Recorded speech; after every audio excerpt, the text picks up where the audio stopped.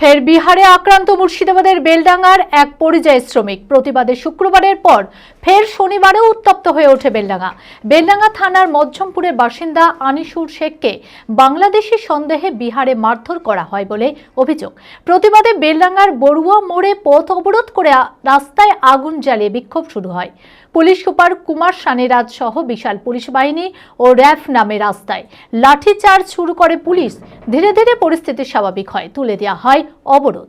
20 জনকে গ্রেপ্তার করেছে পুলিশ। মানসিক স্বাস্থ্যের জন্য সবার আগে যে নামটি মনে ভেসে ওঠে, সুস্থ মনের ঠিকানা মনোবীক্ষণ। যোগাযোগ নাম্বার 7477799513।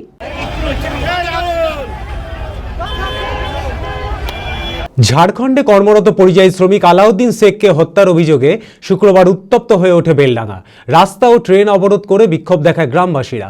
জেলা শাসক ও পুলিশ আধিকারিকদের নিরাপত্তার আশ্বাসে অবরোধ তুলে দেয় বিক্ষোভকারীরা। কিন্তু বেলডাঙ্গা থানার মধ্যমপুরের বাসিন্দা পরিযায়ী শ্রমিক আনিসুর শেখকে বাংলাদেশি সন্দেহে বিহারে মারধর করা হয় বলে ফের অভিযোগ।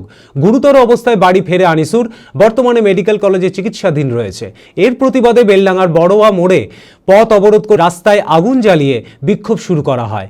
রেল অবরোধ করে দেওয়া হয়। পুলিশ সুপার কুমার সানিরাজ সহ বিশাল পুলিশ বাহিনী ও র্যাফ নামে রাস্তায়। পুলিশকে লক্ষ্য করে ইট বৃষ্টি শুরু করে বিক্ষোভকারীরা বিক্ষোভ দেখান। পুলিশ লাঠিচার্জ করে বিক্ষোভকারীদের ছত্রভঙ্গ করে দেয়। ছোড়া হয় কাঁদানে গ্যাস। পরে ধীরে ধীরে পরিস্থিতি স্বাভাবিক হয়, তুলে দেওয়া হয় অবরোধ। জেলা পুলিশ সুপার কুমার সানিরাজ বলেন, অনেক ধৈর্য রেখে বিক্ষোভকারীদের সঙ্গে আলোচনা করে অবরোধ তোলার চেষ্টা করা হয়, কিন্তু আইন শৃঙ্খলা লঙ্ঘন করা বরদাস্ত করা হবে না। জেলা শাসকের আশ্বস্ত করার পরেও কেউ কথা শোনেনি। লাঠিচার্জ করে বিক্ষোভকারীদের ছত্রভঙ্গ করা হয়। ইতিমধ্যেই 20 জনকে গ্রেপ্তার করা হয়েছে। সিসিটিভি ফুটেজ খতিয়ে দেখে বাকিদের গ্রেপ্তার করা হবে।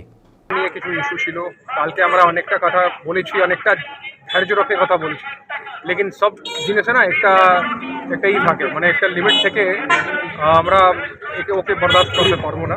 ল অ্যান্ড অর্ডার কালকে আমরা অনেক 4 ঘন্টা বসে কথা বলে আমরা ফাইনালি যে ভিড় ছিল ওকে সরালাম, লেকিন আজকে আবার একটা ইস্যু নিয়ে আবার নতুন করে এটা আমরা মানে একটা কোনো অসুবিধা হলে আপনি একটা প্রসেস আছে।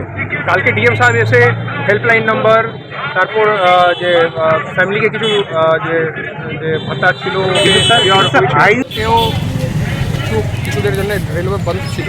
তারপর এখানে আজকে এই জন্যে তো পাঁচরাহা মোড় অবরোধ হয়েছিল। তারপর আমরা এসে ওখানে তুলে দিয়েছি। এখন সব অবস্থা একদম নর্মাল আছে, মুভমেন্ট একদম। পুলিশ ছিল আগে, হঠাৎ করে লাঠি চালানো যাবে না, তো হঠাৎ করে আগে একটু ইমিডিয়েটলি গিয়ে একটু কথা বলতে হবে। যখন আমরা দেখলাম কি কথা শুনলে হবে না আর আননেসেসারি কিছু ডিমান্ড ছিল, তো আমরা যখন আর লিডারলেস ভিড়, এই জন্যে আমাদেরকে আবার লাঠিচার্জ করলো। অ্যান্ড ওর আগে আমাদের উপর কিছু একটা গাড়ি, একটা ট্রাক ছিল, ওর কাচের উপর একটা পাথর ছড়েছে। আর যখন পাথর ছোড়া চালু করবো তারপর চরক স্কয়ার হসপিটাল সুস্থতার একমাত্র ভরসা। জেলায় প্রথম একই ছাদের তলায় সমস্ত অত্যাধুনিক উন্নত মানের চিকিৎসা পরিষেবা, উন্নত মানের IPD, ICU, CCU, NICU, PICU, dialysis, 7টি modular OT, orthopaedic, paediatric, urology, gynaecology, 24 ঘন্টা অভিজ্ঞ চিকিৎসক। এছাড়াও জেলায় প্রথম ক্যাথল্যাব, সিমেন্স, আর্টিসান, এক্স মেশিনের পরিষেবা থাকছে চরক স্কয়ার হসপিটালে। 24 ঘন্টা private blood bank, MRI, CT scan, digital x-ray, cath ল্যাবের পরিষেবা। ওপিডিতে বসছেন বিশিষ্ট চিকিৎসকেরা। রয়েছে স্বাস্থ্যসাথী কার্ডে চিকিৎসার সুব্যবস্থা। চরক স্কয়ার হসপিটাল, 79 পঞ্চানন তলা, চালতিয়া, বহরমপুর, মুর্শিদাবাদ।